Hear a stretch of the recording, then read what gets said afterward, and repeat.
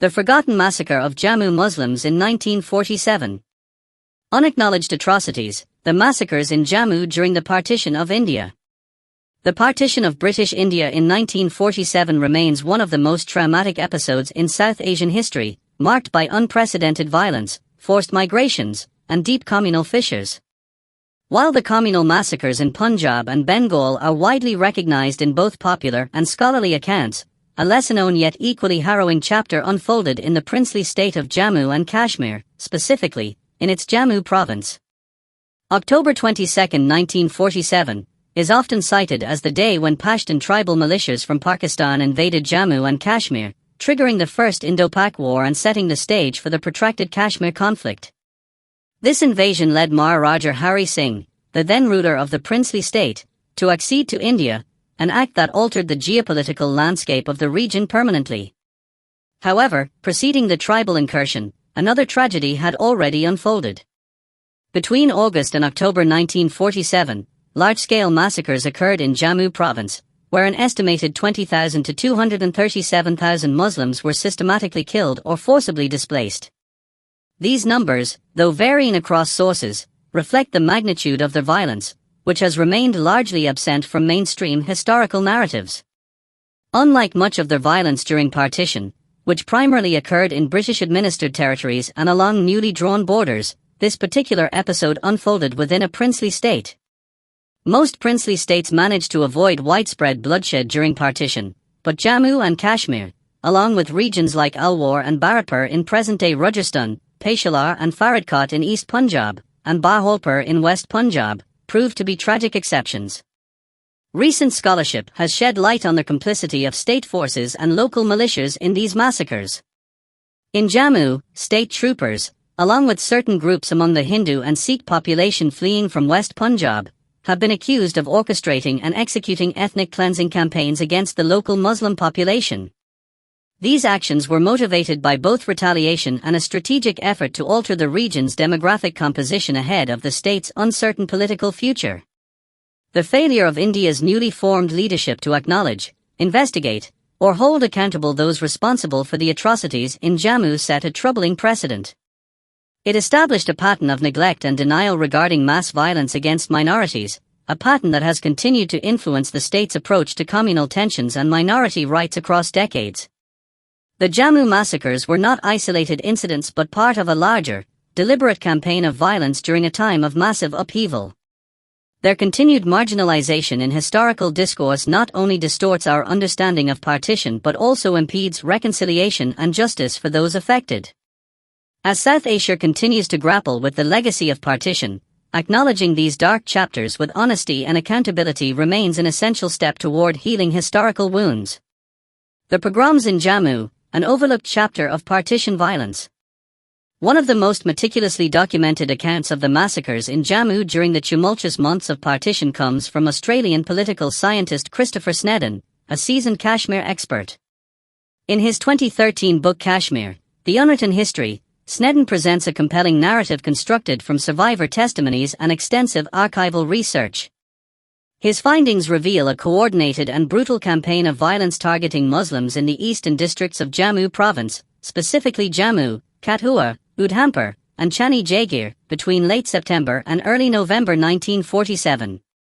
According to Snedden, this violence predated the tribal invasion from Pakistan on October 22, 1947, and Maharaja Hari Singh's formal accession to India on October 26.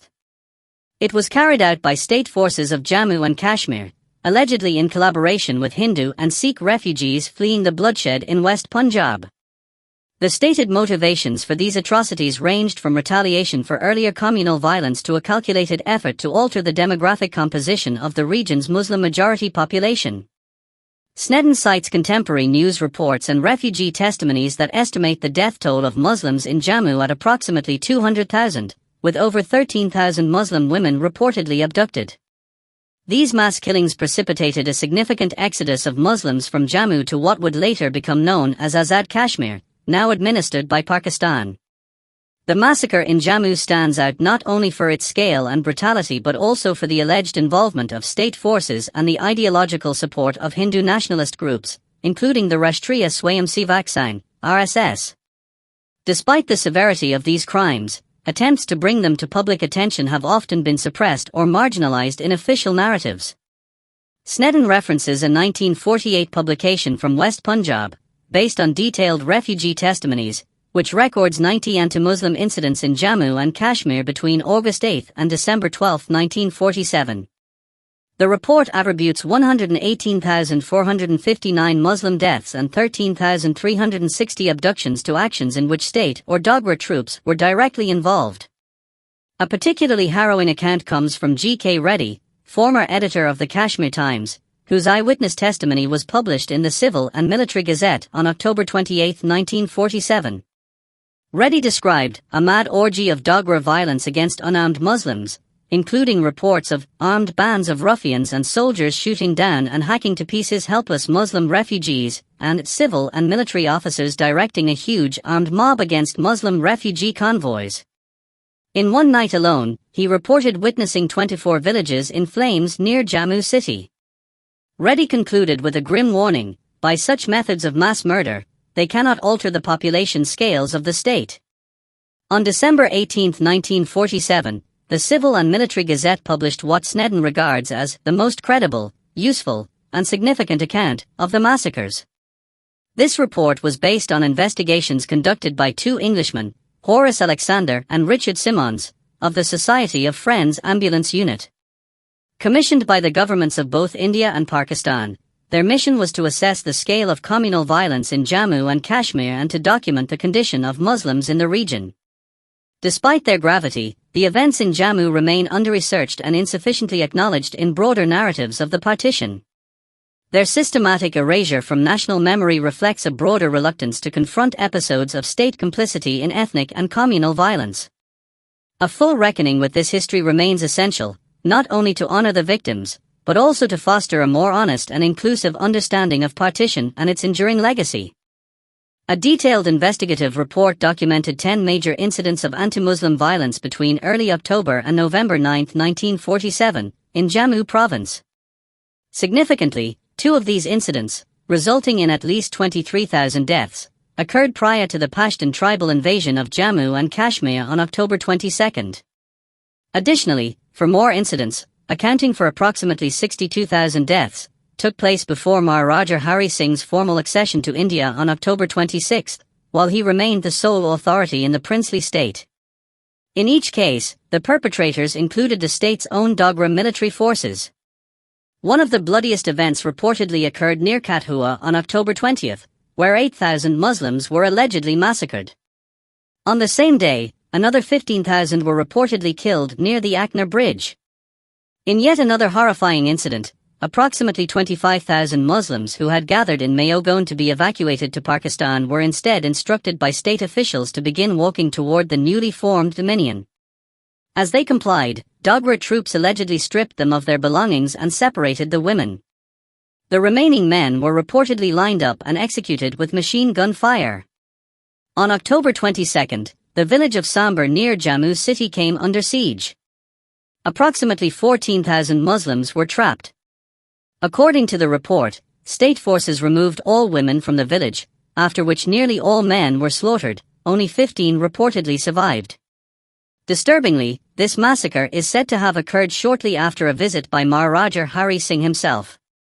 A United Nations report corroborated allegations of the Maharaja's direct involvement in the violence.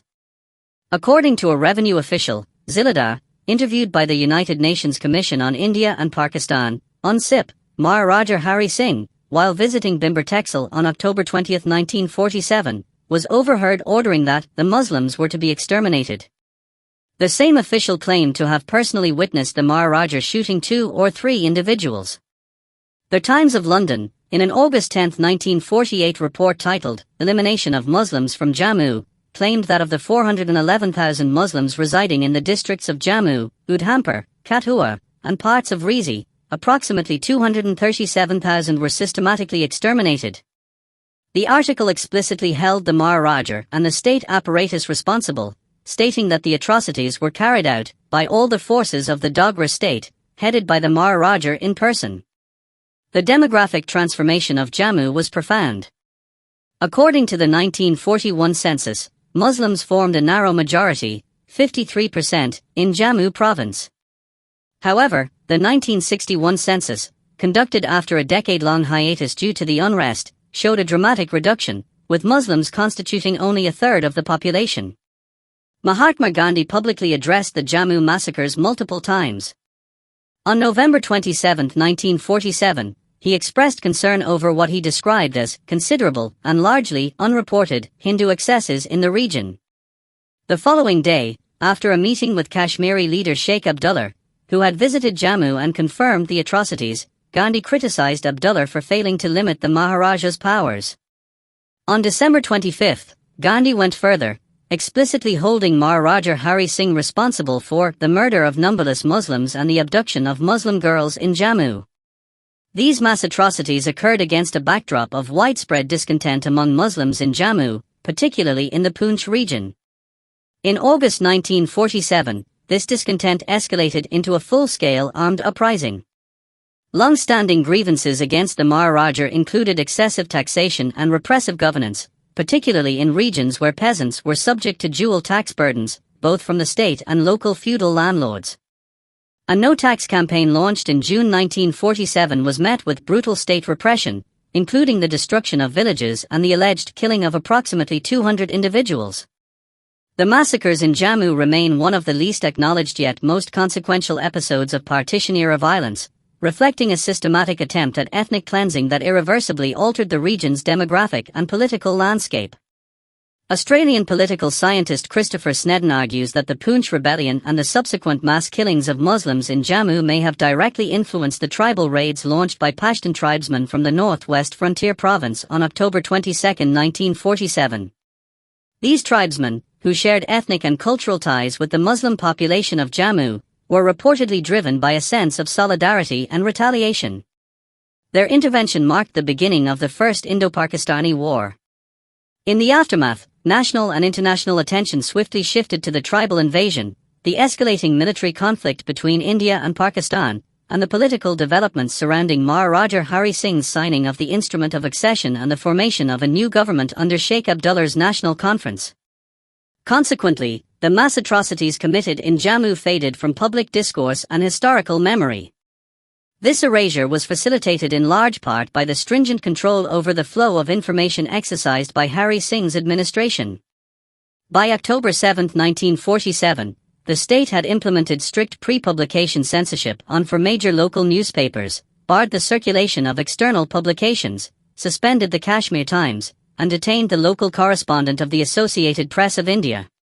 These measures effectively isolated the region and prevented the dissemination of information regarding the ongoing violence.